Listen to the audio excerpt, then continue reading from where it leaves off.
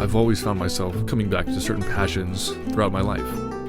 I'll pick it up, put it down, pick it up again. But somehow I'll always end up giving something another try. And when I reflect, it's historically been guitar and programming. But the one with the strongest pull of all has to be drawing. I imagine you and I aren't too different though. You've got some of your own passions that also knock on the door from time to time. It might be after seeing a really well composed shot, a perfectly done darning job, or a pretty drawing.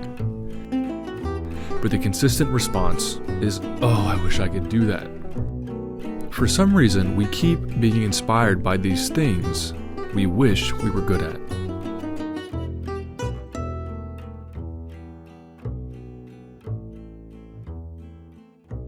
I have a note in my phone that's just called Principles. I must be pretty hard-headed because I've had to relearn some of the same lessons in life far too many times.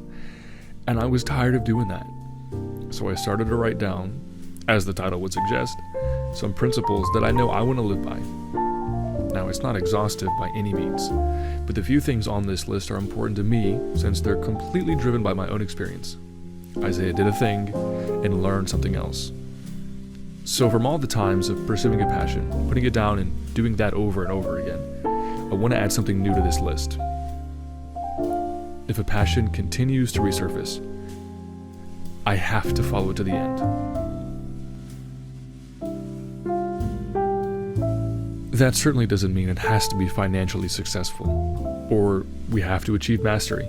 But what it could mean for you and me is that we'll pursue it until we have clarity. Because you might be in love with the idea of being an artist, or an actor, or a musician, but will we actually love the craft and the process behind it? We can't even know. When you don't ask someone out that you really want to, this perfect and completely manufactured future together that you build up inside your head is going to frustrate you. You're going to be haunted by, what if I asked out so-and-so? What would have happened? You need to shoot your shot and go out on dates because either, one, you find love, or two, you realize they just weren't everything you thought they were, and you get to move on. That's clarity.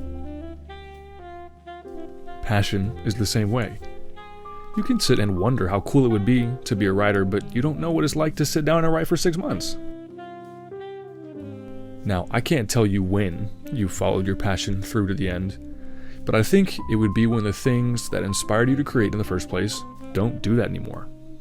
Because then you've realized that the work that goes into it isn't really worth the final result to you. But there you go, you got clarity. Now you get to happily move on, and you're not going to be tortured by the guilt of not trying. So if the desire to paint, or code, or write tugs at you, you got to take it on dates, and you got to find clarity. That's what I've been doing with drawing for the past 10 months. It's had its ups and downs like a normal relationship. Passion has ebbed and flowed, but 21 sketchbooks later, the love is there. And you can find that too. You just got to start taking your passions on dates.